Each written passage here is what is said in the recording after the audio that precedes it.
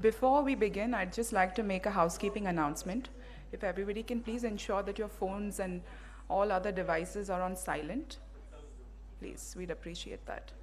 And also for those at the back, I'd request you to please move ahead because it's easier for our speakers to engage with the audience when they're all closer.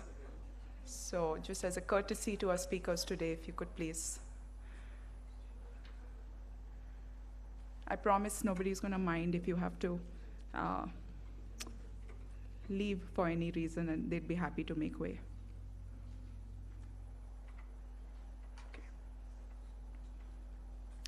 Okay, so I have 5 o'clock. Good evening, ladies and gentlemen. I'm Purva Vaise Patil, and on behalf of the Yashwantrao Chavan Center, I would like to welcome you to the Mumbai Dialogue on World Affairs. The Mumbai Dialogue on World Affairs is the Chavan Center's newest effort to create a space for dialogue and discussion on public policy, foreign affairs, and political economy, with the aim of having foreign policy directives emerge from strong centers of influence such as Mumbai, the financial capital of India. This has been possible because of the efforts of Honorable Member of Parliament, Mrs. Supriya Sure, the architect of this event and the working president of both the Chavan Center and the Nehru Center. The Yashwantrao Chavan Center was established in the year 1985 and has a prolific legacy of work in the field of social development, health, education, and arts and culture. Through its various interventions, the Chavan Center seeks to uphold the liberal and progressive values of the late Shri Yashwantrao Chavan, former Deputy Prime Minister of India and the architect of modern Maharashtra, and bring to fruition his vision for the state of Maharashtra.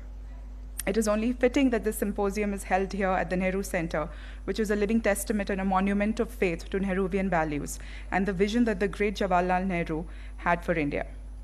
This is the 10th lecture in our monthly series, and we're very honored today to have with us Dr. Atul Mishra, who will be enlightening us on the future of liberal democracy, and Dr. Joseph M.T., who will be presiding over today's program. A brief introduction of our speakers today. Dr. Mishra is an associate professor at the Department of International Relations and Governance Studies, Shiv Nadar Institution of Eminence. His research is in the areas of international relations theory, contemporary international politics, Indian foreign policy, modern South Asian international relations, and modern Indian international thought. His academic papers have been published in journals such as International Affairs, India Review, Studies in Indian Politics, and Economic and Political Weekly. He's the author of The Sovereign Lives of India and Pakistan, which was published by Oxford Press University in 2021.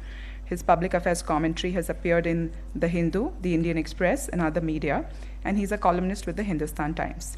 He's working on his third book project, tentatively titled United States of South Asia, which examines ideas around a federated South Asia articulated during the first half of the 20th century. Welcome, Dr. Mishra, and thank you for being here with us. Dr. Joseph M.T. is an assistant professor at the Department of Sociology at the University of Mumbai since October 2012. He is also associated with the Institute of Indian Culture, Mumbai, which is the Center for Research on Culture, Society, and Religion. His doctoral research was on the contemporary religious identity of the Neo-Buddhists of Maharashtra, based on his field work in the city of Aurangabad. He received his doctorate from the Delhi School of Economics, University of Delhi, in the year 2009. He has previously taught at St. Xavier's College, St. Andrew's College, S.K. Somaiya College, and Sophia College in Mumbai. He has taught courses related to anthropological theory, ethnography, and research methods and sociology of religion. His publications have mostly concentrated on subaltern religiosity, particularly on the manner in which Dalits and other subaltern groups engage in appropriations and interpretations of the domain of religion as projects of emancipation. His current research is titled Religion and Gender, and it explores the connection between constructions of masculinity in the domain of religion from a feminist lens. Taking forward the focus on masculinity and religion from a feminist lens, he has also co-edited with Dr. Geeta Chadha volume of books, a volume titled Reimagining Sociology in India, Feminist Perspectives. Thank you, sir, for being here with us. I'd now like to call Dr. Mrudul Nire, our mentor and guide, and Dr. Sunil Avchar to come on stage along with our guests, who we would now like to felicitate and welcome.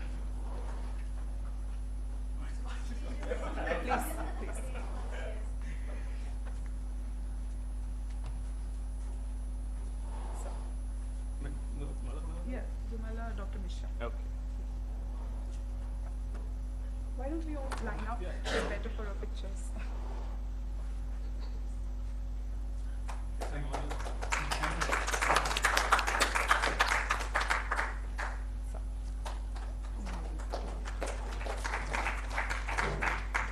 And then maybe the four of you can get a picture. Yes, please.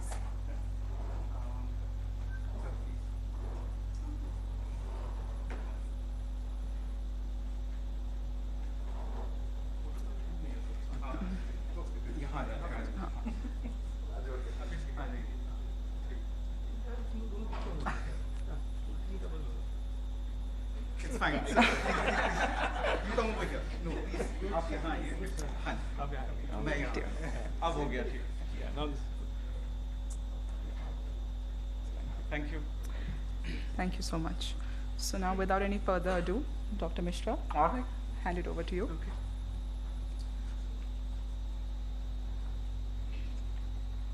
Chair, do I have your permission? Sure. All right. Good afternoon, everyone. An absolute delight to be here. It's a privilege to be a speaker at a series that is fast emerging as the most prominent platform for conversations around international affairs in a city that I grew up in.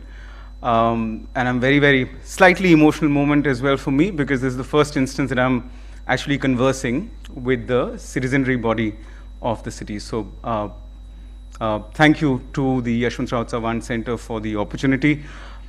In particular, I want to thank my colleagues, Prof. Mrudul, Deepthi, Purva, Yogesh over there, and all of you for making it to this little talk. I'm an academic, I'm a social scientist, and I'm not quite used to too much formalism in the way in which I interact with my audience, because the primary audience that I interact with are usually students. This is a much wider and a general audience. You're all citizens of this country and the city. So I'm going to try and see if there's a way in which I'll put my ideas in as simple a term as possible. In case there is a word that you come across, a concept that you come across that you don't quite follow, just please raise your hands and I'd be happy to flesh it out for you. I want to speak on liberal democracy, and there are four parts to this talk that I want to flag up front. It's already there, right?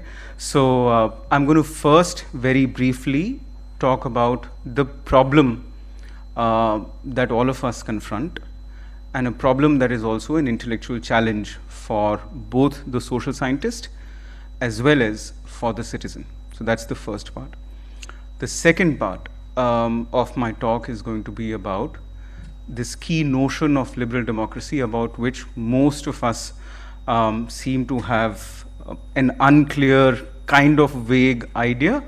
And I think it'll be good to get a sense of what this beast that we are talking about here really is. The third part of the talk, and this is really going to be the meat and substance of the talk, will be a set of arguments that I will make around liberal democracy in contemporary international politics, but also liberal democracy in the context of India, this country.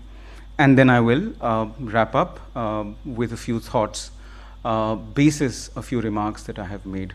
I'm very glad to see some very distinguished thinkers amidst us, and I'm looking forward to their critical intervention as well.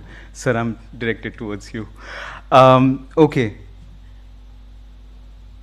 So here's the problem that I want to present to all of you. What we are looking at around the world, as well as in this country, is an erasure of liberal democracy. And I use the word erasure after some careful thinking. What I mean by that is, imagine somebody's got an eraser on them, and then they are rubbing out this idea of liberal democracy from the fabric of modern politics, from the fabric of contemporary politics. This is happening in the context of India. but this is a worldwide phenomenon. This is happening in what is called the heartland of liberal democracies, which is the West. It's happening in other places as well, right? It's also happening in places where you don't have democratic systems, but where are people who are interested in liberal democracy, who identify themselves as liberal democrats, right? So there's a way in which we are witnessing around the world something that I describe as the erasure of liberal democracy. And there is, some people are impatient with it because it does not deliver. Some people are disenchanted with it because it did not deliver on the promises that it made. And others are plain disgusted with it. And I'll give you a name as to, a name that actually suggests, a name with whom you would associate this concept of disgust when it comes to liberal democracy. There are a few forms that this erasure is taking. There is a line of thought which argues that liberal democracy has led to a challenge to, an undermining of, and a violation of the concept of national sovereignty. There were two major developments in international politics that took place in the last decade. One was Brexit. The other one was Trumpism, which is much more than the election to office of Donald Trump. Trumpism is an entire phenomenon. And both of them, at their heart, fundamentally contain this idea that liberal democracy leads to the loss of national sovereignty. I'll unpack it for you later, but just bear with me for now with this. The second reason for people's disenchantment with liberal democracy, second criticism that is leveled in the direction of liberal democracy, is that it assaults the national identity of society, right? So there is an entire argument that is being made that liberal democracy is actually undermining the whiteness or the Christianness of the West.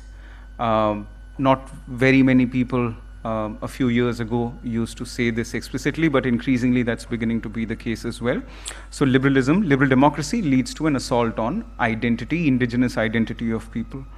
Then, of course, and this is coming largely from the non-Western world, liberal democracy is associated with Western hubris, height of arrogance, right? And it is also associated with Western domination. And so the argument is that if around the world, especially outside the West, if societies are uncomfortable with liberal democracy, it is because they are pushing back against this idea that liberal democracy is the best way in which a society and a political system can be organized. In the specialist literature, this idea is called the end of history. I'd be happy to talk more about it if you're interested, but this is a pushback against the end of history thesis, and therefore a pushback against Western dominance. A lot of people believe in this country and around the world, especially in the non-Western world, that somehow liberal democracy represents the persistence of Western coloniality after the end of formal colonialism, right? And that's an argument that has been made very interestingly by some very shrewd and clever people and well, interesting people in this country as well. Won't name them, but there's that. Okay, for a lot of the critics, if you look at the critics of liberal democracy, very often they are critics of liberalism, right? These critics hurl different charges against liberalism. I'll come to what liberalism is in a bit, but different charges against liberalism. Vladimir Putin, if you listen to his speeches, and I'm hoping that some of you have had the occasion over the past year and a half, ever since he actually became rather active in international politics. He's been railing against liberalism for quite some time, associating it with a whole range of decadent tendencies that you can see in the West. He associates liberalism with homosexuals, with degenerate tendencies of one kind or the other. So liberalism represents the decadence of the West. That's one way of thinking about it. The other one is that liberalism is actually destructive, and it is destructive because it is degenerated into something called wokeism. Is there anyone here who is not sure of what the word wokeism is? W-O-K-I-S-M. Wokeism. Anyone who knows what wokeism is? Woke politics, right? Okay, right? Woke politics is the kind of politics in which you have progressive opinions, but you do not know how to compromise with the opponent in the pursuit of your progressive goals, right? So you hold opinions that are excessively progressive, but you can't cut deals on the ground with your political opponents.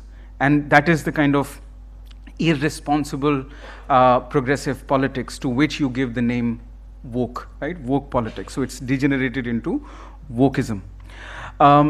And this is the third one, is a classical charge that is leveled against liberalism, and it is that liberalism produces deracinated, ahistorical, and self-interested individualism. Deracinated, people who are shorn of culture, people who do not take pride in their own culture, people who don't quite understand their culture. These are people who are not rooted, they're not sons and daughters and children of the soil. Liberals are basically these transnational elites who are more interested in what's happening to Rihanna than what might have been said by somebody, 75 years ago in their own specific community. So they're deracinated in one way. They're ahistorical. They don't quite understand their own history.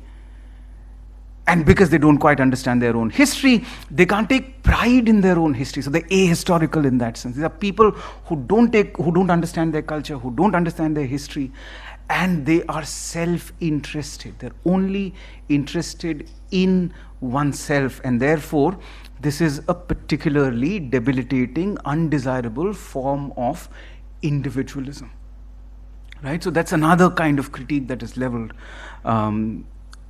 against liberalism. And then, of course, it's straightforward elitism, right? I mean, it's the elite. There's this argument that liberalism is not something that everyone can afford.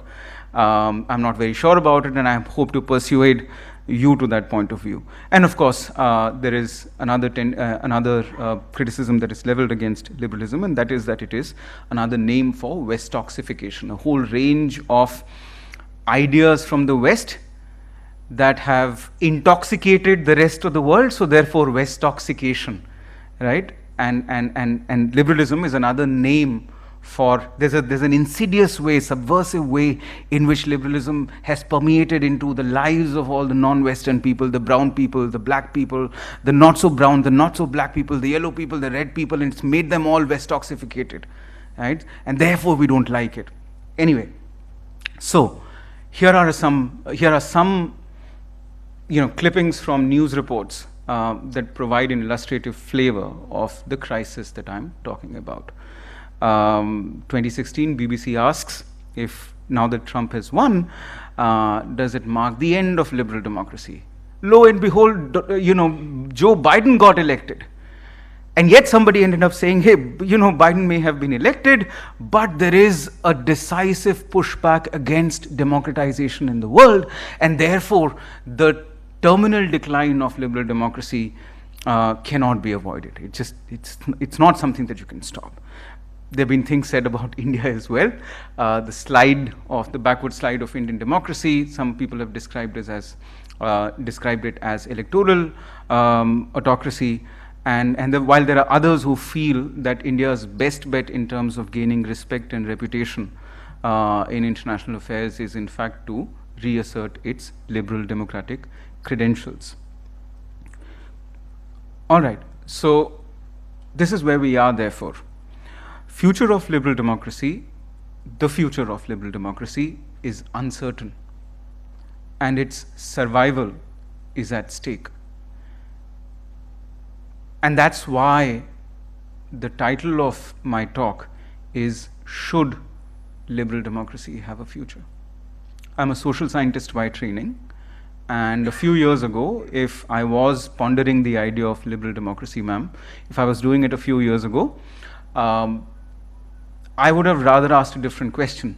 Does liberal democracy have a future? So that's the objective question that you ask, right? You look at a few indicators, you sort of look at how many countries in the world are democratic, how many political parties in the world are actually profess liberalism, and how many economies in the world are capitalist. And you put all of those things together, and you'll be able to sort of say, well, whether it does have some kind of future, that future is robust, and so on and so forth.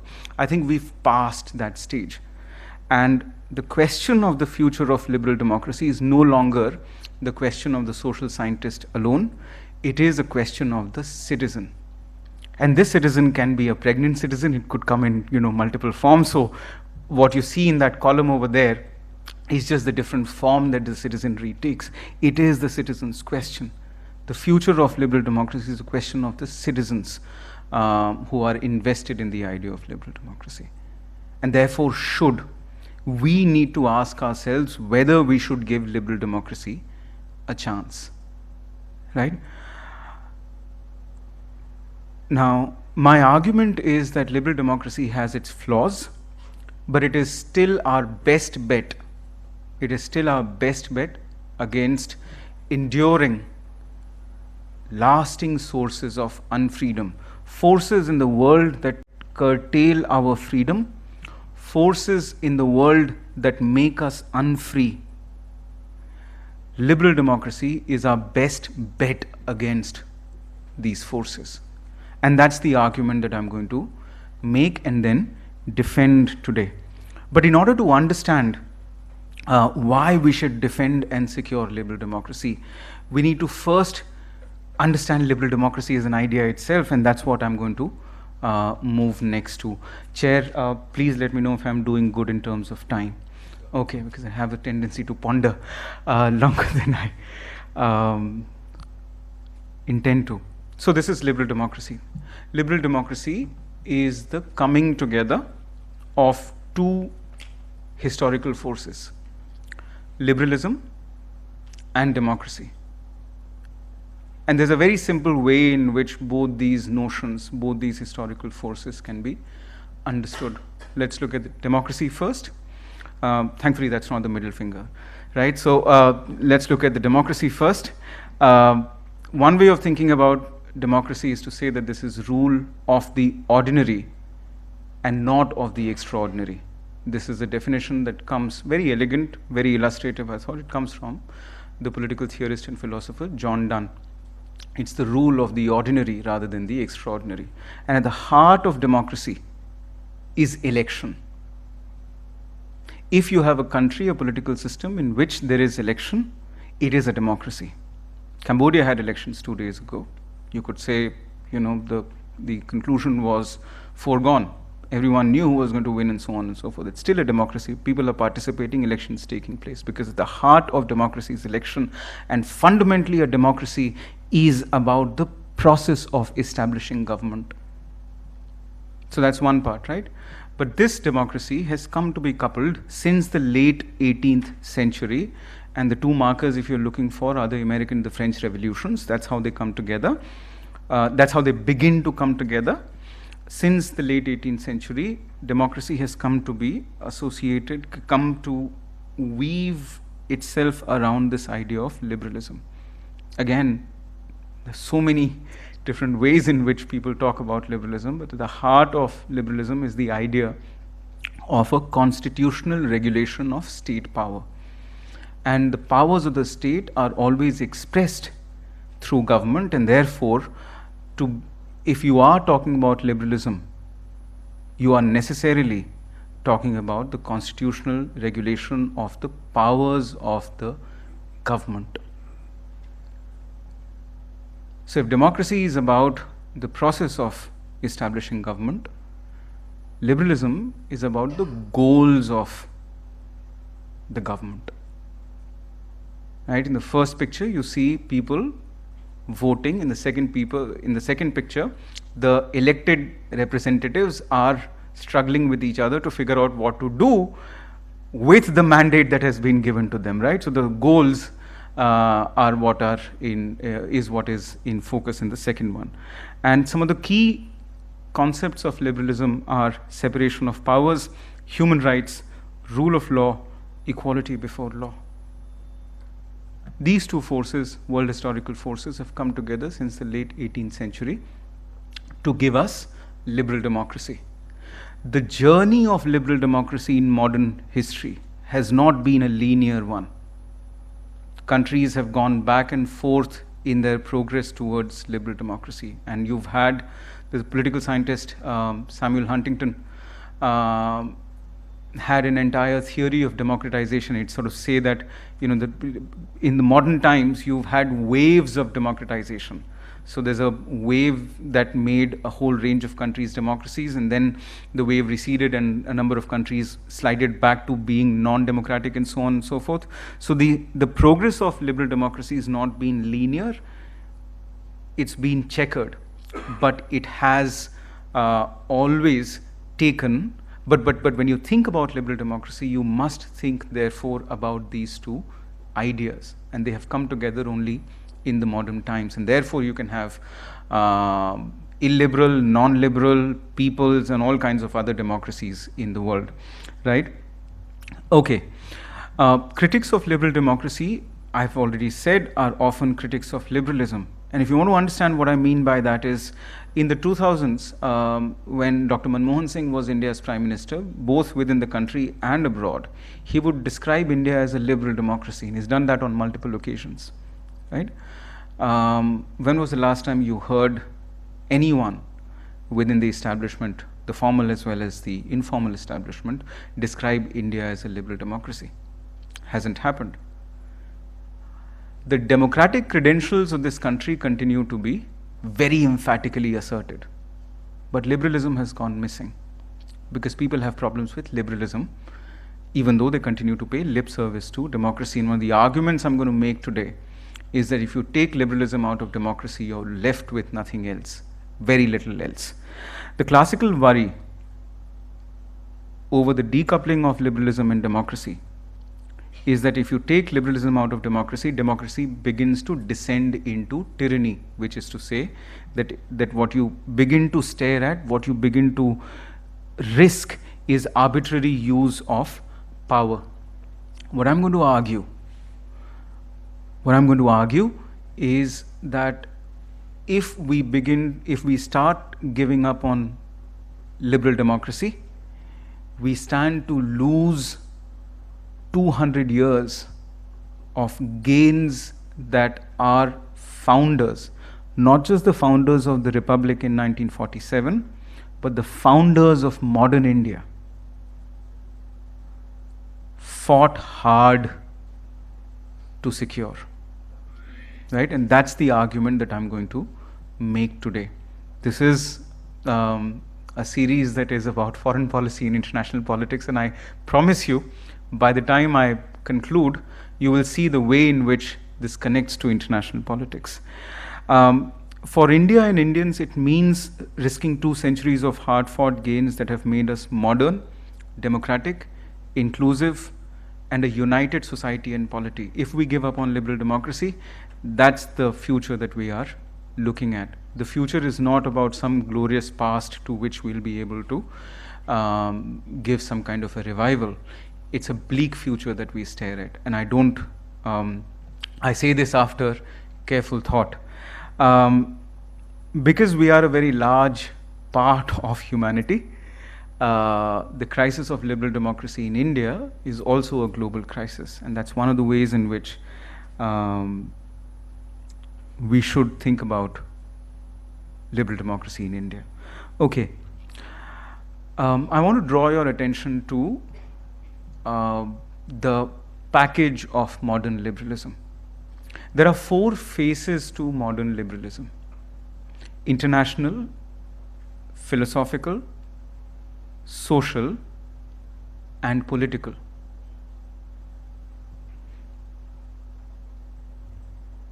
International liberalism takes the form of an international order. An order is any arrangement that produces some kind of regularity, right? I mean, that's the basic understanding of order. Now, international liberalism thinks or envisages an international order that comprises capitalism, international institutions, international law and norms, and human rights. Those are the key elements of international liberalism.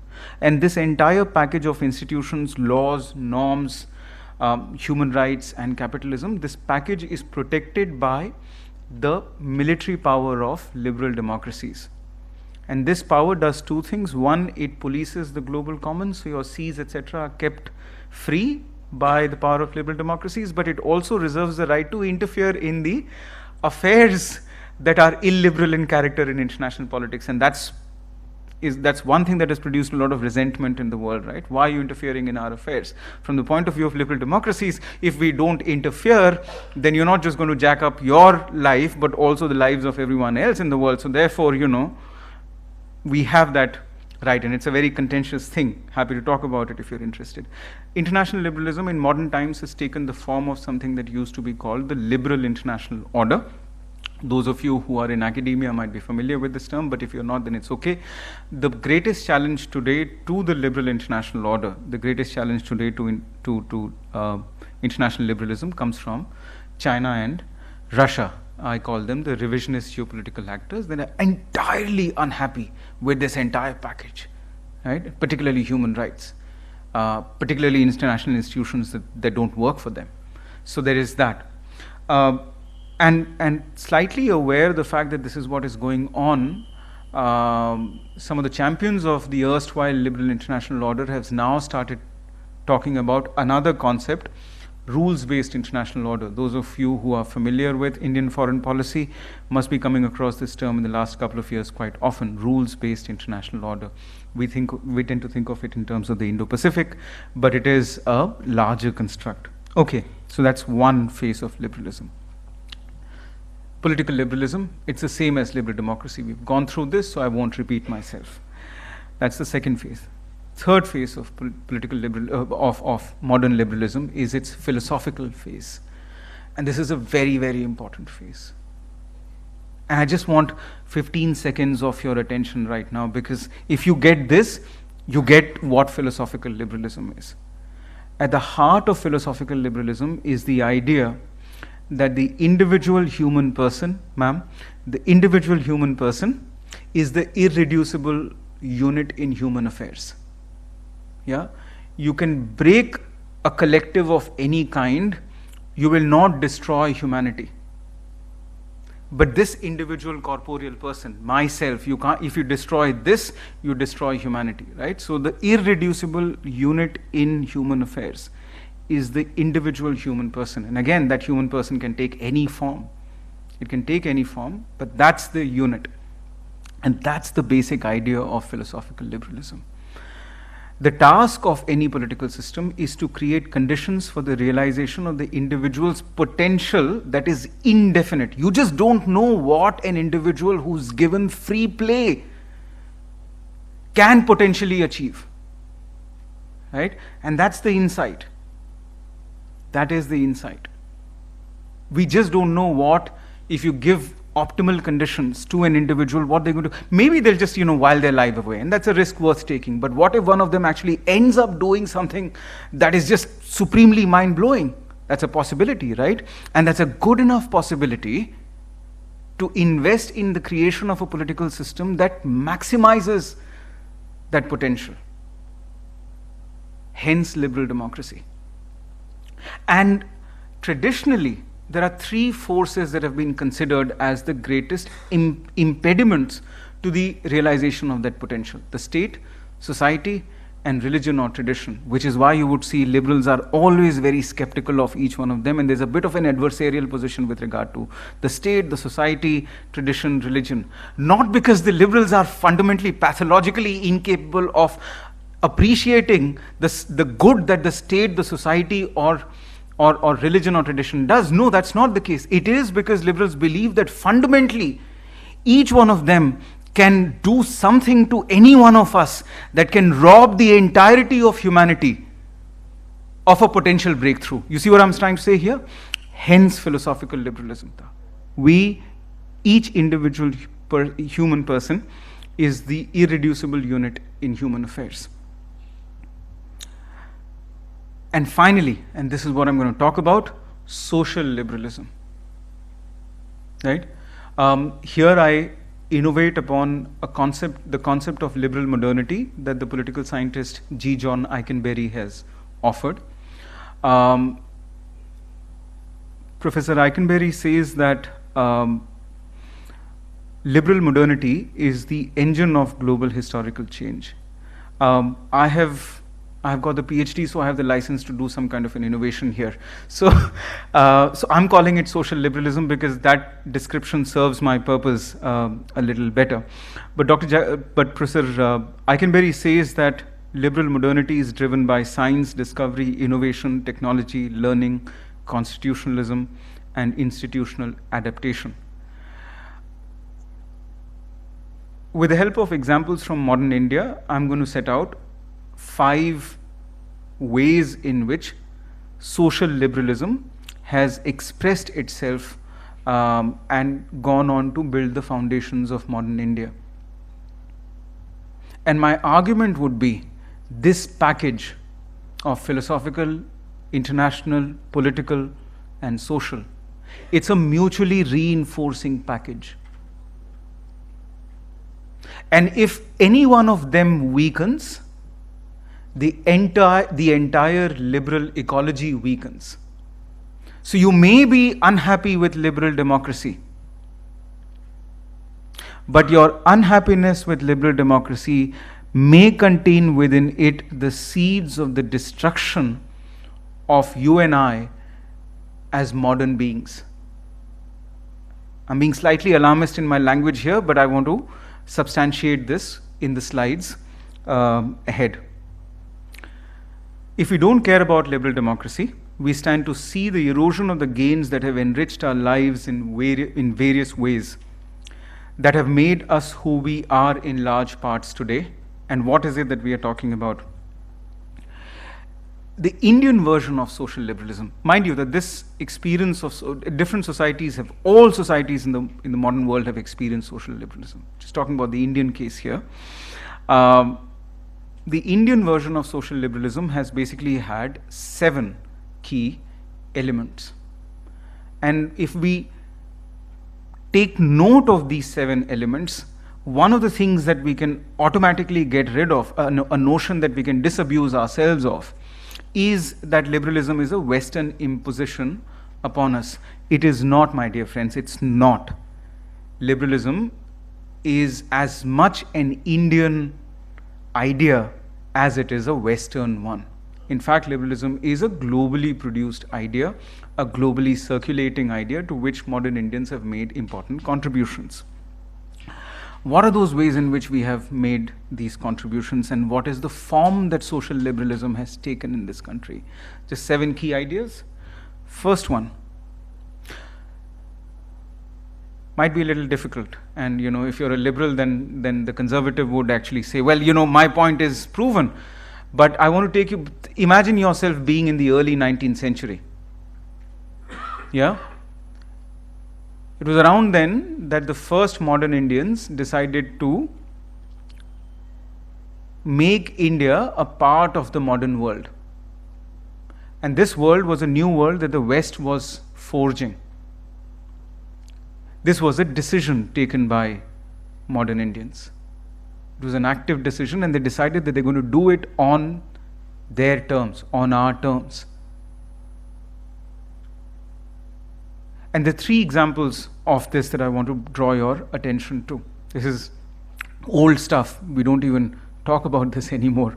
But lifting the taboo on crossing the waters and traveling to the West, it's not a thing that people talk about today. But there used to be a point when you did not leave your shores because you could be polluted, right? The foreign shores were uncongenial to you. Savarkar called it Sindhubandi, right?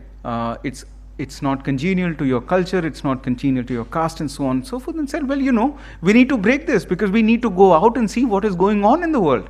We have to travel to the West. Big idea. Doesn't seem like it today, but it was back then in the early 19th century, late 18th, early 19th century. People first started doing this. Adopting the English language. Huge idea. A huge breakthrough. English was not simply a medium of communication. It was a way in which you made yourself comfortable at home in the modern world. And it did 3 things. 1, it made multilingual Indians intelligible to each other. We started understanding each other in a language through which we could be linked up. It was the language through which we interacted with the British, and it was a language through which we interacted with the rest of the world. So three-way linkages were drawn. So imagine a slightly complex crisscrossing set of linkages, right? That's what English produced. So we are going out. We've given to ourselves this language, but that's not all. To become modern, to become part of the international community, is not just to occupy a chair, a seat over there, but also start taking interest in the affairs of others. Right? So today we've got people in this country who sort of say, well, look at human rights abuses in the United States. Great. You know who started it? Rajaram Mohan Roy started saying, well, you know what, they are interested in our affairs, great, but we are also interested in what is going on in Europe. Why is there this gap between what the Europeans preach and what they practice? Right? You are not just taking interest in the affairs of the West, but you're also making your views known. Right? And that's what a member of the international community does. And this is how you began to become part of the modern world. It was a conscious decision. And this decision was the first expression of social liberalism. Second, restructuring the social order. At the heart of this idea was the judgment that the Indian social order was not a divine creation that could not be changed. It was made by humans and it could be changed, it can be changed, it should be changed. Again, it doesn't seem like a novel thing to us, but again, go back to the first people who actually started pondering this idea that this thing that is given to us, called caste, which organizes our society hierarchically, and which fixes people in certain slots for all times to come. There is nothing sacrosanct about it, and even if it is, it doesn't really matter. I'm going to make it profane. Right? And we're going to restructure the Indian social order. And we're going to go after the principle that lends to this social order its hierarchical character, caste. Got three names from Maharashtra. I can give many more. I've just mentioned three here, but there are many others. And what were their influences? Thomas Paine's The Rights of Man, anti-slavery movements, Western liberal and republican ideas. Did they just borrow them and sort of say, well, this is the direction in which we'll go? No. They said, well, there's something interesting going on in these countries in the West. Let's see what are the similar situations and do we have similar circumstances over here? And yes, we do. Then let's see what they've done. Oh, they've done this. Okay, so we can do something similar over here. And this is what they end up doing. Here's an example. This is Phule's dedication in Gulamgiri. 1873, he is dedicating this book, Gulamgiri, to the good people of the United States. For what? For the work that they have done in the cause of removing slavery. This is 1873. I don't know if that is not liberalism, I don't know what it is. But anyway, third example. And notice the way in which I'm formulating this. Expanding the remit of Indian humanity. Who is a human being? Who is this entity that has the same status, enjoys equality and dignity as the rest of us? Not Dalits, not Adivasis, not women, did not. Inferior human beings. They were not fully part of the Indian humanity. It was a conscious effort, decision, struggle made to make them part of the Indian humanity, expanding the remit of Indian humanity. And this is an expression of social liberalism as well. This struggle, by the way, continues today in the realm of LGBTQ rights. I've got some issues with LGBTQ rights and the way in which it is articulated, but that's a separate story. Insofar as the struggle goes, this is a struggle fundamentally about expanding the remit of Indian humanity. Whom do you treat as fully human beings? To whom do you give the dignity, the rights, and the respect that you give to others whom you consider human. Fourth one, rationalist reform of tradition and religion. Rationalist is the key term here. Again, pre-modern settings, nowhere do you see this very idea that you can somehow reform tradition and religion in a certain way. I mean, anything that is providential and divinely ordained, how do you reform it? But here you have the Brahmo, the Arya, the Satyashodhak, and I'm just given these three, but these are not the only three, others. Right? I've given you some names over there as well. They're all people who think that rationalism, this thing, this ability that we have, human beings basically work with three, nature or God if you're interested, has given us three basic faculties. All of us can think, all of us can feel, and all of us can imagine. And there are people who grasp this idea that we can think and think our way through the problems of tradition and religion and just basically reform them. Right? Doesn't seem like a very new thing to us today, but in the 19th century it was. Fifth, secularity, which is an attitude, not secularism, which is a policy. And what is secularity? Here, this very simple realization that if you think of this subcontinent as any kind of a political unity, it is multi-confessional in character, it is multi-religious in character. And because it is multi-confessional, because it is multi-religious in character,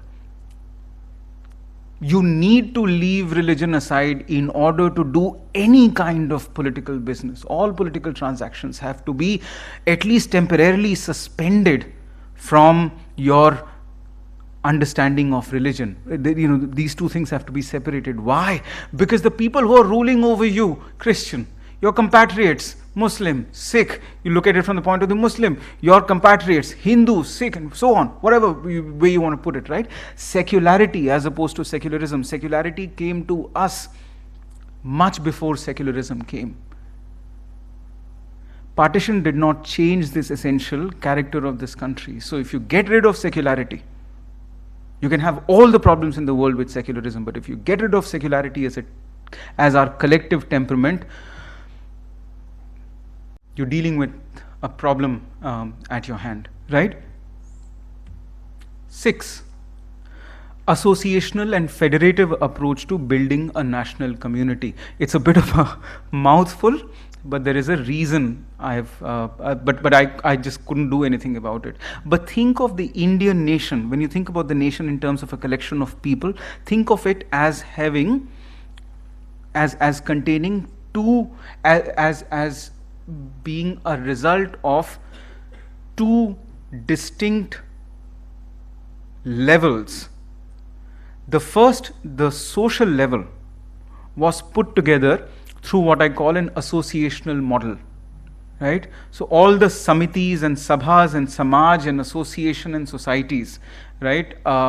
These were established, the Brahmo Samaj, the Arya Samaj, the Satyashodhak Samaj, and this society and that society and all the rest of it. These were primarily functional in the 19th century. They were they laid the first layer of the Indian nation. It was associational in character. You and I are different from each other. Let's associate. Let's not merge, ma'am. Let's not integrate. Let us not lose our identity. Let us associate, bringing the very best sides of us, right? And that associational model is the first, it is the social layer of the Indian nation. And then on top of it is mounted in the 20th century a federative vision. This is the political layer, right? And what is at the heart of any federal idea? Sharing of power, right? So that's how the modern Indian nation has been built. It is associational at the social level and federative at the political level. And every single time you have any pushback, any centralization of power, you will see the federating impulses of Indian polity kicking in. If you look at the recent electoral performances in the last 2-3 years at the state elections, you'll see roughly what I'm talking about. But this is not something peculiar to India. Bangladesh and Pakistan at different moments have also shown very similar tendencies, because that's how the deep foundations of the subcontinent were laid. That's how they were laid. It's associational, it's federative, and on top of it, you can do all kinds of exercises today. All kind of monkey business can happen, but those deeper impulses, they come to the rescue of people who are inherently wary of centralization of power, right? Seventh and the last one, a constitutional rather than a revolutionary approach to independence. And my young friends, students, a lot of people become very uncomfortable when I talk about gradualism in politics. But there was a reason why they decided to take a constitutional approach to independence. It was because India was and continues to be an unevenly developed country, right? Economic levels, the profile of economic development of the subcontinent generally is uneven. So think about that, unevenly developed. Second, multiple temporalities. Big word. Here's how I'm going to break this out for you. Temporality is a condition of the time in which you live, and India, to say that there were multiple temporalities is to say that within the subcontinent, on the subcontinent, ma'am, there were some people who were living in the 19th century, some in the 15th, some in the 12th, and some in the 7th, and some wherever, right? So therefore you have multiple temporalities. If you have economic unevenness, you have multiple temporalities, and because of those two things, you have ideological pluralism as well. People are not going to have the same opinion, because their class position crisscrosses. They live in different temporalities. They're obviously not going to have the same ideology. If this is the mix that you're working with, what else can you do except to give up on revolution? It's not going to work. And as an aside, I want to draw your attention to multiple temporalities. The hard job before any political force, when it is confronting multiple temporalities, is to bring all of them to the contemporary period, right? So bring somebody who's in the 5th century, somebody who's in the 12th, and somebody who's in the 18th, and somebody in the 19th to the 21st. That's a hard job. What's the easier job? Create some kind of an idea of a 3rd century glorious past and push everyone to that. The easier thing to do, right?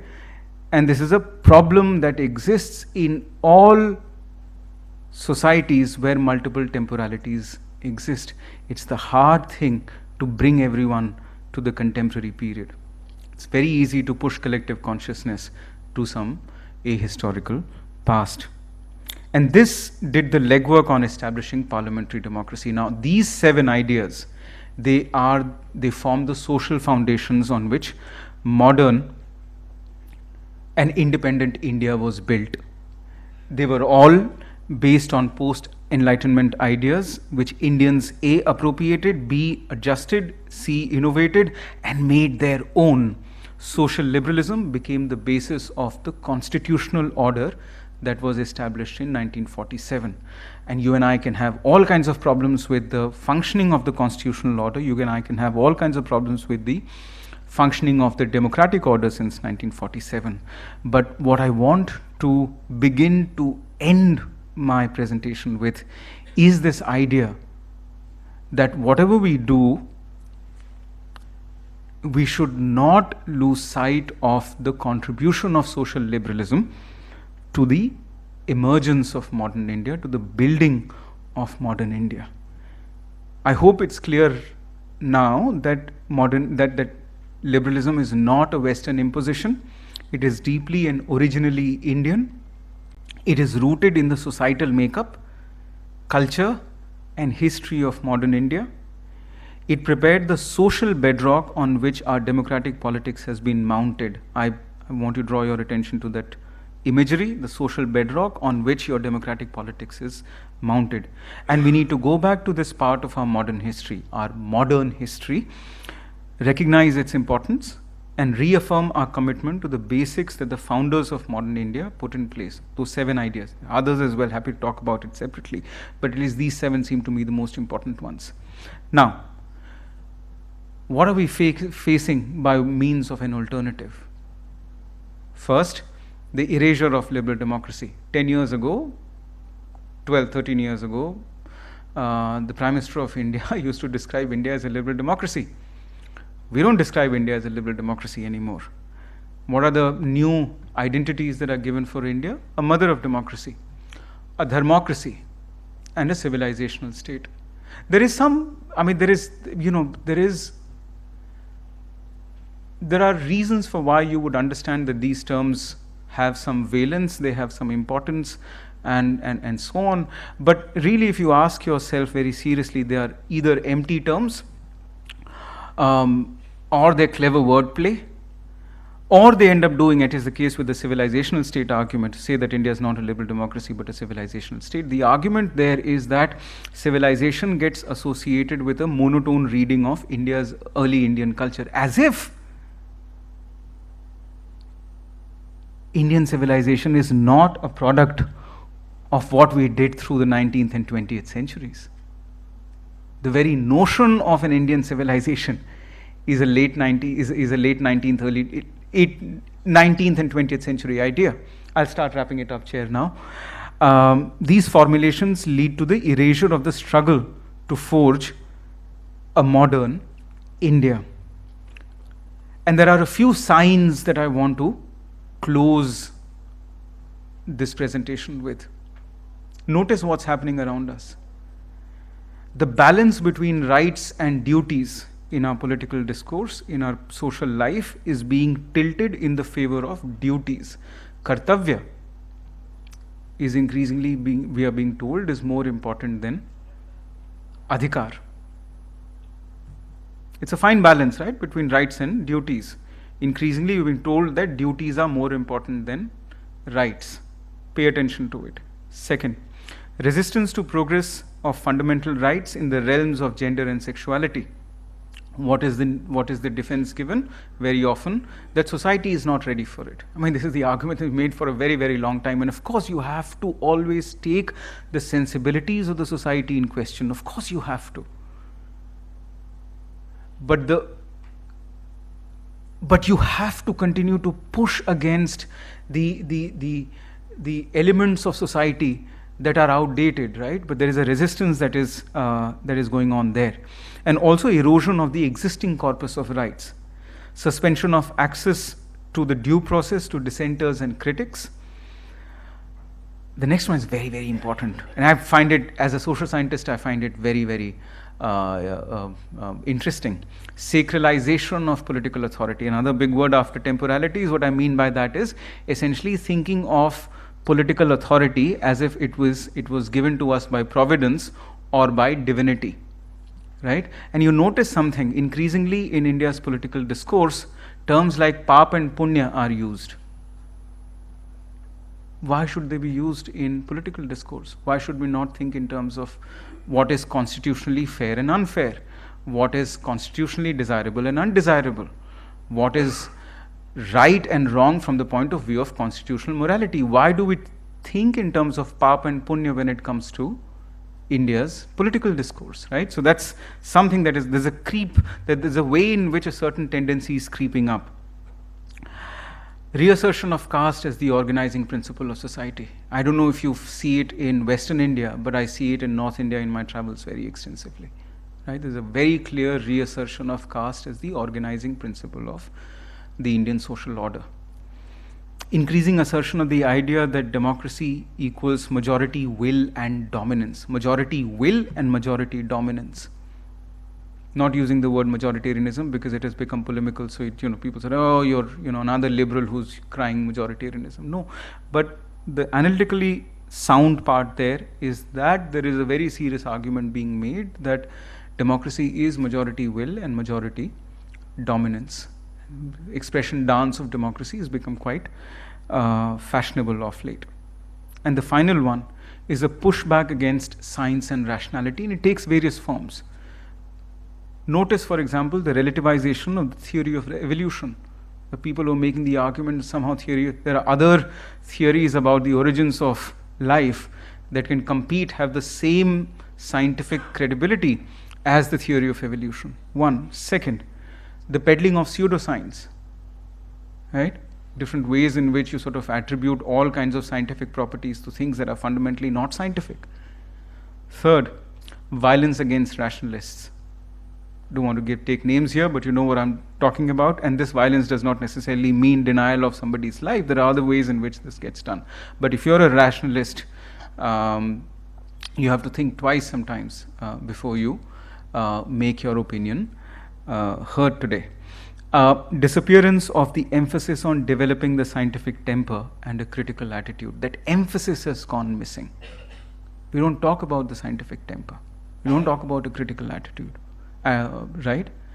And finally, encouragement to the development of pride. You have to take pride in this, you have to take pride in that, you have to take pride in... There's something very subtly... science and technology are two different things. First, the conflation of science with technology. You sort of say that technological achievements are somehow scientific achievements. They're two different things. Analytically, they're two different things. Technological achievements are very significant, very important, and of course, some amount of pride is required. But if one of the goals of public policy is the cultivation of pride, then you recall these three things that nature has gifted us: the ability to feel, the ability to think, and the ability to imagine. If the ability to feel becomes overblown, then your ability to think suffers, and your imagination starts knocking on the doors of delusion. Right? None of this is good news. And these tendencies that I have pointed out today, these are way beyond the question of political liberalism. Right? These are actually beginning to knock on the doors with an ominous sign of social modernity, which is the foundation on which modern India was built. So it's for this reason that I would argue that we should pay attention to, we should care about liberal democracy, because if we don't, then it's not that we're going to become an Indian version of the best democracy that human beings are capable of possible, but we might actually stare at something that is deeply unsettling and problematic. I thank you for your patience, and I'd be happy to take questions. Those of you who are interested, these are two books that I would recommend for you to read and learn more from. The second one actually was written in 1938, and a lot of what I've said today, I've relied on the late Magan Lal Buj's book for. Thank you.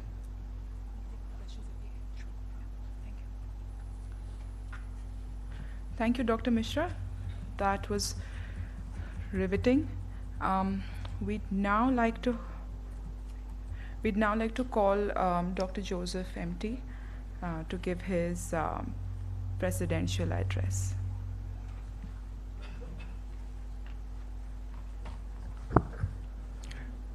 Thank you, the Yashwantrao Chavan Center, for inviting me, and particularly Professor Mrudul Nile for extending the invitation to be here. I thank Professor Atul for that very precise, and he was telling me, yes, overshot time. No, you took 50 minutes, maybe one or 2 minutes more, that's it. And thanks for that very insightful, and the slides helped also for us to put that in order, because the points that you are raising. And I would just summarize a bit and add something of my own to this, and then I would open the floor for discussion, and that I think that is the most important part of it. So what I picked up is like a lot of places we read a lot about the erosion of liberal democracy. People talk about retreat of it. People talk about different movements which are actually in different parts of the world on that. Dr. Atul mentioned about Brexit, mentioned about Donald Trump, Trumpism, and all of that. We have similar kind of movements happening in different parts of the world, in Poland, in Hungary, in Brazil, and then people celebrated Lula's election as a reversal of that. Something that happened in Italy, we have the Philippines, Marcos' son becoming the president again. So a lot of areas where people are talking about the impending danger to the retreat of liberal democracy. And wherever there is some kind of a reversal of this, people from some other ideologies getting elected into government is celebrated as well as some signs of a reversal, of this kind of a trend. Then analysts go into why is this happening, how is this happening. one line of analysis talks about the Russia-China axis and the SCO, and how in the SCO they are actually dominating the other countries, and how the idea of a civilizational state or a civilizational nation has been somehow being lapped up by the other members of the Shanghai Cooperation Organization. And that's one line of argument, especially raised by Pankaj Mishra and others in their writings. Then there is other kind of analysis which talks about this erosion as something that has happened in the Western world, particularly after the financial meltdown of 2008 and later.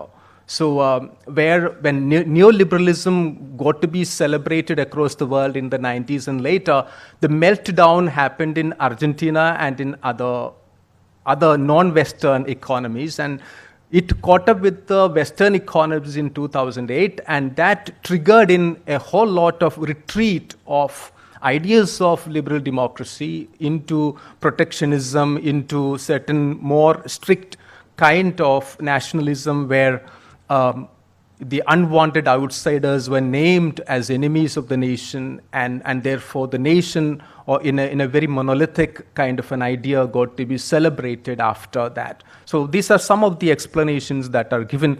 And today, Dr. Atul's talk actually has put this all in a perspective. Particularly, I liked the phrasing that you did, sir, when you said that when liberalism is taken out of democracy, it descends into the tyranny, probably the tyranny of the majority. Yeah, the tyranny of the majority, probably, but the tyranny. And then another insight that I take home from your talk is also about liberalism is actually a bad word in many quarters. There are terms like libtard and all of that being actually talked about. And then there is a way in which today to say that I am liberal is becoming difficult. And in that context, you have very interestingly pointed it out to us that liberalism is a global impulse. It is not something that the West can claim for itself. It is a global human impulse. And that impulse connects itself to a whole lot of achievements that we human beings have actually raised across the world. And therefore, and this is the impulse that we Indians, in a way, have opted as our own and made it our own. And when we analyze this and name it as global, this entire charge of the West oxification that you talked about, or the Western hegemony over this, is neutralized, and it becomes a kind of a legacy of the human race, connected to modernity and the other kind of processes that are happening. And then particularly the way that you talked about the philosophy behind liberalism, philosophical liberalism, and the 7 moments or the 7 phases of social liberalism in India, and contextualizing it as a legacy for us Indians to celebrate. And I'm sure that this will be true of national identities across the world, where people can actually talk about, like for instance, the Turkey, for instance, or other places where they would be able to analyze it in the same manner. And that is where this entire question about should liberal democracy have a future connects itself to international relations and international politics in a very, very interesting sense. For me, a final point that I would like to make: the idea of a civilization is very appealing, and that is what Chinese president is trying to achieve. The Russian president is trying to achieve. Our prime minister positions himself as a civilizational head of a civilizational state. So there are now a lot of people trying to analyze it as the idea of a civilizational state, the idea of a civilizational nation, as counter to a liberal democratic social order or a national policy. And now people are writing about it a lot. And it's very interesting to raise the question, should we see the idea of a civilization as in binary opposite to the practice of the liberal democracy? At some point, I felt you are going in that line. I'm not sure. I just wanted to should we see it in binary opposite terms? Are they two opposites? I agree. To a great extent, if you actually legitimize a civilizational nation or a civilizational state, drawing on from very pre-modern kind of ideas and taking its valence from some centuries old, some kind of practices, maybe it could be a kind of a binary analysis. But the question is, can't liberal democracy and the idea of a civilizational continuity coexist? Can they be bedfellows? That's the query that I would like to raise towards the end of my chairperson's remarks. And thank you, sir, for that fabulous talk. Now it's the time for... Okay, so we shall open for questions now. Samar will pass along the mic to Hello. whoever has any questions. If you can just raise your hand, please.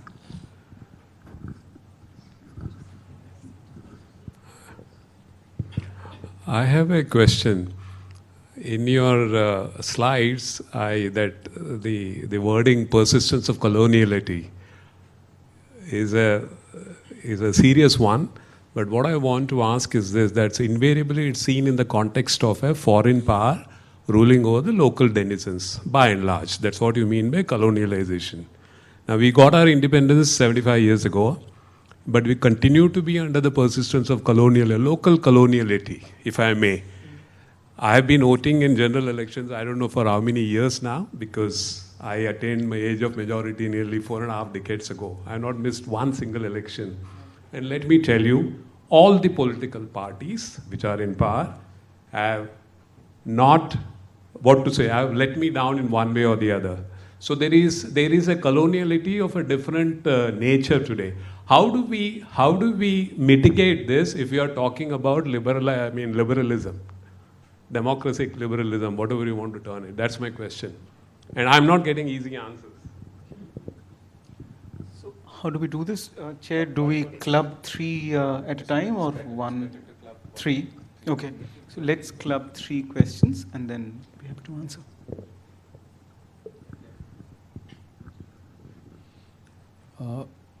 Good evening. It is an excellent presentation because I think you have put your heart and head to bring right from Ram Mohan Roy to today's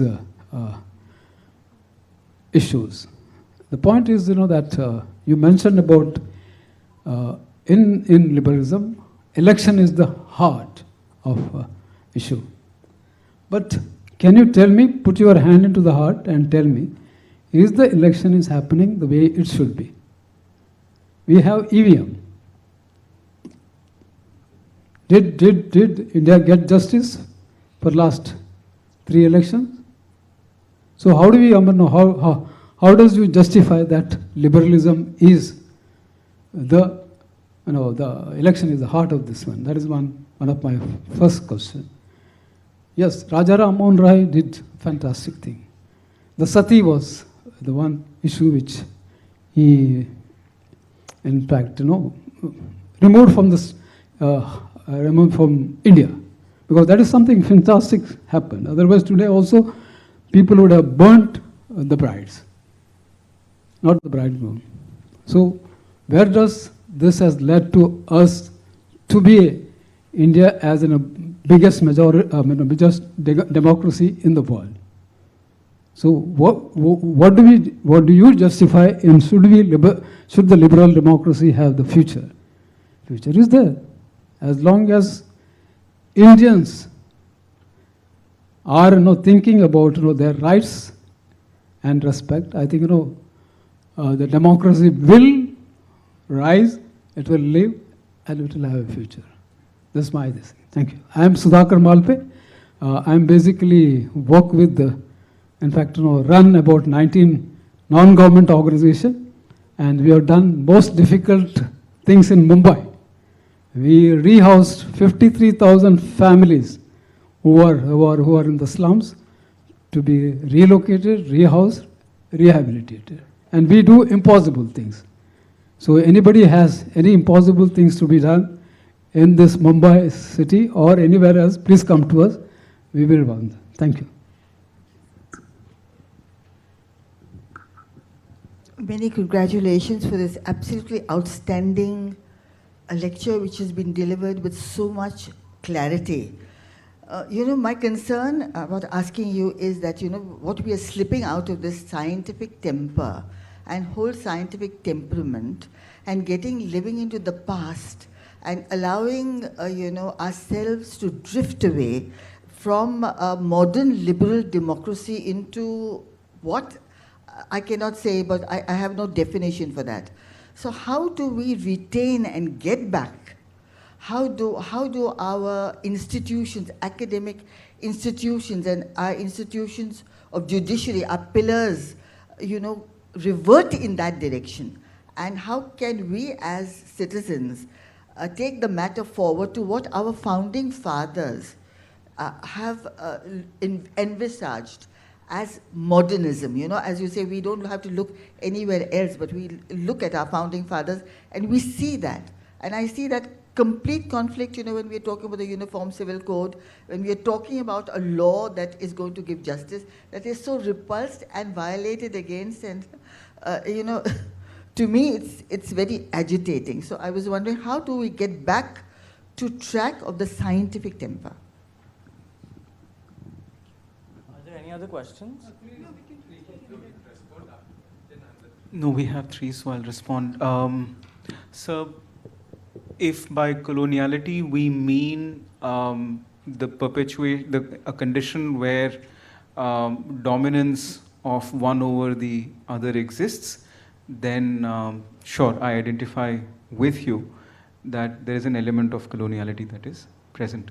I don't know what is a better way of disabling that coloniality, except to take very serious charge of our rights as citizens and do the best that we can.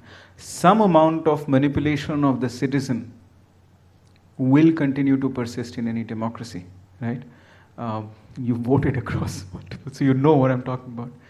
But the best that we can do is to firstly assert our own citizenry rights, but also form associations through conversations such as this, and see what we can do. The one thing that I would be very, that from experience of reformist politics, clean politics experiments in the past 15, 20 years, what I've learned is that there is no way that an outsider to politics, once they enter politics, can continue to be an outsider. So you have to get your hands dirty. You have to wash. You have to work through the muck in our political system to get to a place where you will still be a little dirty, but maybe less dirty than you were in the past. That I think is the best answer that I can give you, and I'm very sure that it's not a very satisfactory one. Sir, to your question about, so just a clarification. Elections are not at the heart of liberalism, they are at the heart of democracy, right?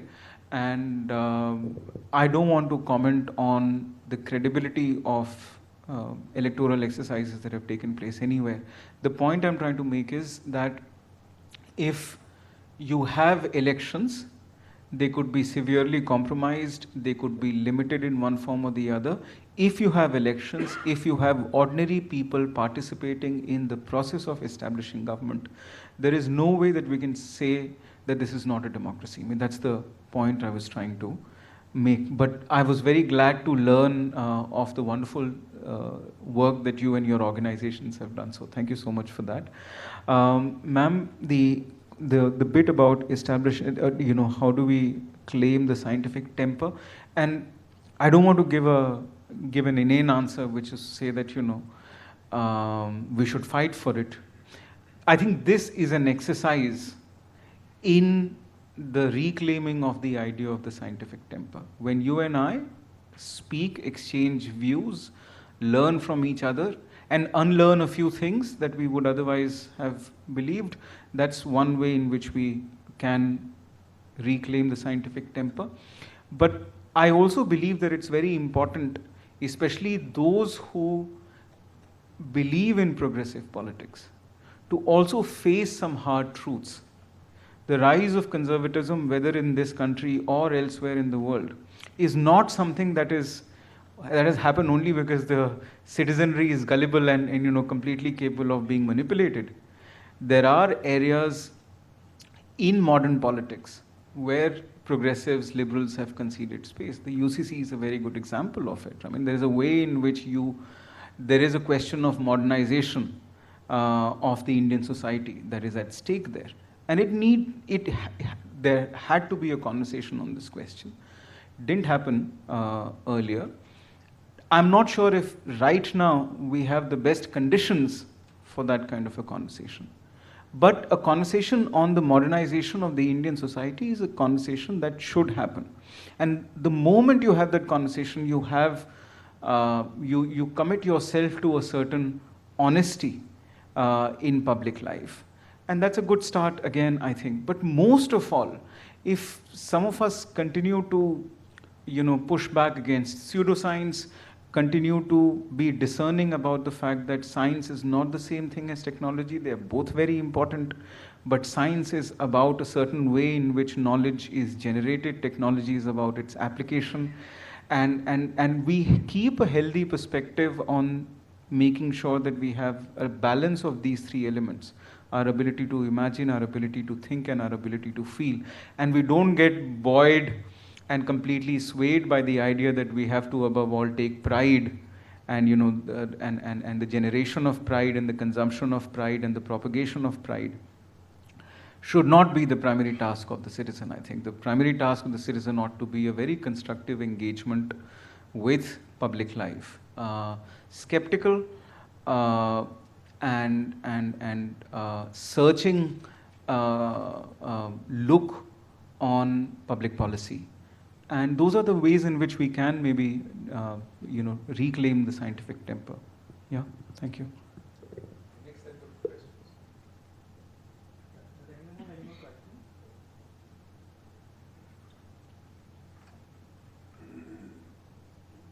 questions? Very insightful lecture indeed.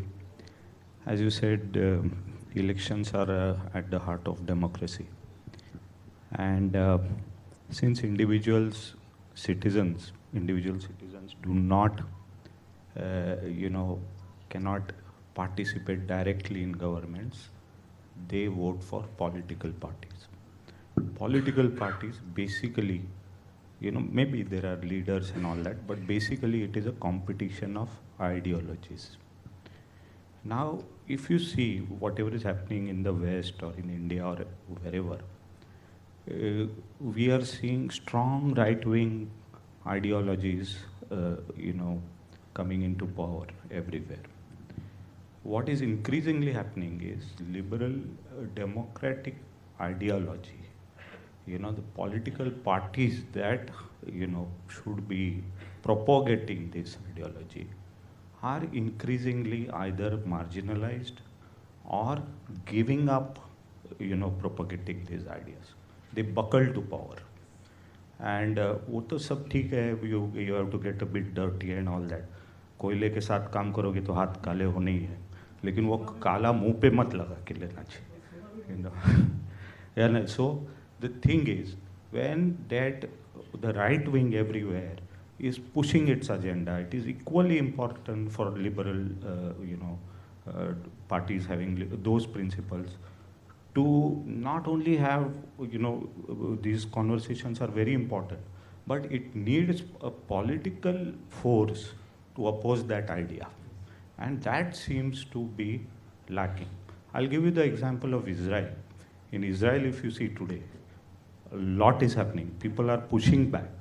There are, every day they try to play around with the power of the Supreme Court. Lakhs of people in a small country are coming out on the streets, but it cannot happen until and unless there is a political force which works around it. ये common आदमी का काम नहीं है, उसके लिए एक leader लगता है, एक फोर्स लगता है जो इसको अपोज करे। अगर लोग बकल होते रहेंगे तो कुछ नहीं होने वाला। We will head towards authoritarianism. That is my view. So it calls for a JP or a Gandhi or somebody who will stand against this thing, or within that parties who are in the right, a new leadership emerge which values these ideas. So what are your thoughts on that?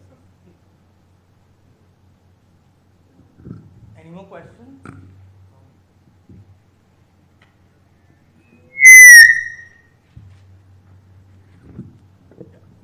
So thank you so much. Very eloquent and I think on point. 2 or 3 things. One, I absolutely believe that a political force is required, an organized political force is required, an organized political machinery is required, leadership is required, resources are required to fight this fight, provided one thinks that there is a fight to be fought. I agree with you. I would urge, but I would also say that the task of the citizenry, you and I, is nevertheless important. We should do what we can to the best of our ability. One, again, we can talk about the Indian example, but elsewhere as well. I was very glad that you mentioned that liberal democratic political parties have buckled. It's very important to ask, why has that happened? Right? There were some blind spots. There were areas that one did not pay attention to. And in some countries, course correction has happened. I mean, capitalism was oversold in the United States, and now you look at the new, what Joe Biden is calling Bidenomics. There's a great deal of regulation of capitalism that you're seeing over there. So they've done something over there. That's course correction.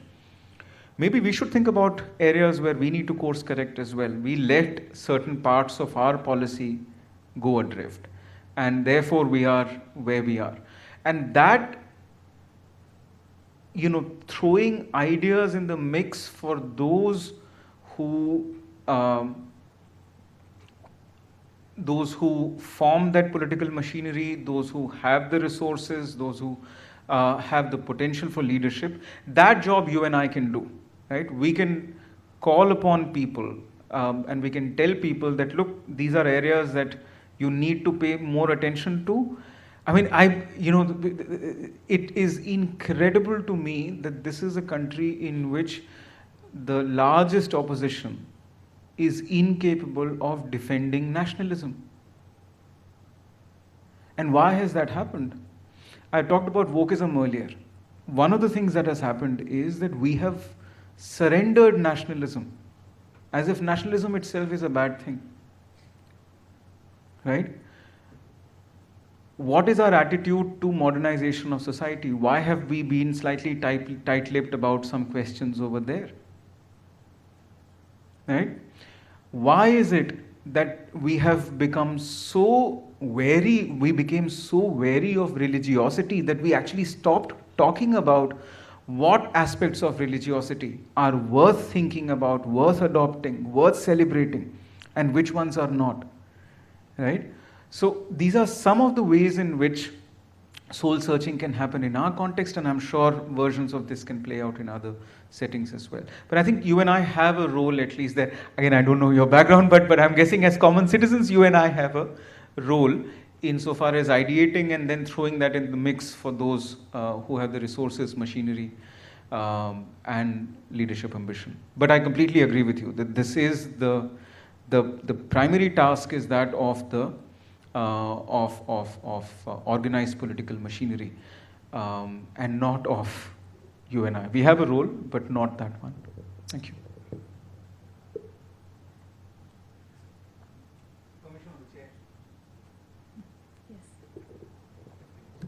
Okay.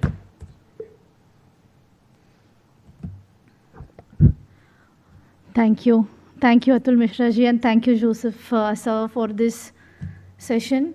In fact, I would say this session started right when we started circulating the topic of this today's should liberal democracy have a future? So the moment we started circulating this invitation, we used to get back, should? Why should? We should change the title, right? So it was like, why should? And in fact, it should be, right? People were in doubts that why such a question. So I think probably the doubt is clear today. Is it?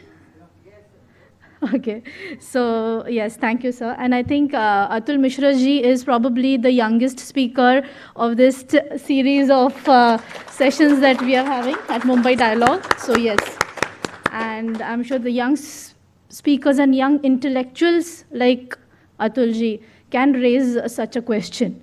In fact, today while listening to your session, I was just thinking, my daughter, when she was 12 years old, she was, just sitting in a corner and in a dark corner for a while, and I was wondering why there is so much silence around. So she said to me, I'm contemplating on life. So I was like, oh my God, is it because of too much of reading, or I don't know what her observations were.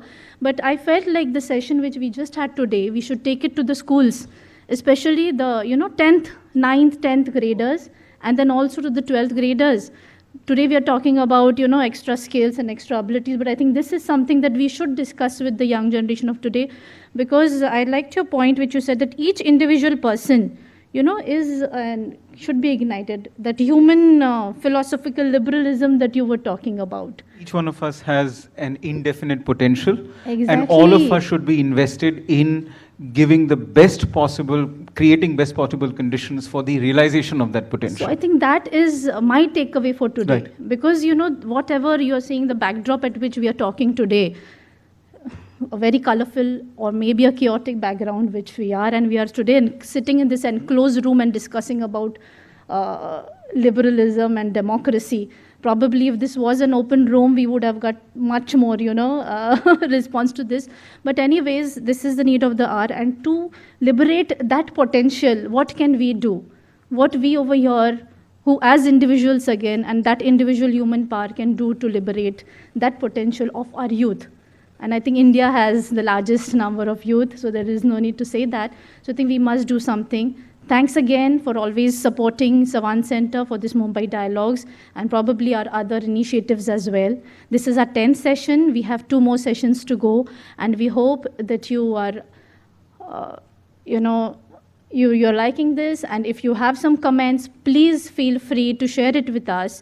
We have our website, www.savantcenter.org. And if you have any comments, feedbacks, or we still have 2 more sessions to go, if you think that we need to, some suggestions about whom we can invite, please feel free to write to us on education@savantcenter.org. I will spell it out, EDUCATION @savant, CHAVANCENTRE.org. So we will end this session with National Anthem. Before that, I would like to thank everyone who is here. Again, Nehru Center, my team. And yes, today we have a student of Mrudul Nilay, sir. I think he's taken a lead of this event since the beginning. And Purva is here. And Joseph sir's student is there with us today. She is a part of our team, Deepika, right? Yeah, she mentioned that you have been her guide. So yeah, it's a nice student and professor thing over here. So we will just rise for National Anthem. Thank you so much. गणमन अधिनायक जय हे भारत भाग्य विधाता पंजाब सिंध गुजरात मराठा द्राविड़ उत्कल बंग विंध्य हिमाचल यमुना गंगा उज्ज्वल जलधि तरंग तव शुभ नामे जागे तव शुभ आशीष मांगे तब जय गाथा जन गण मंगलदायक जय हे भारत भाग्य विधाता जय हे जय हे जय हे जय जय जय जय हे जय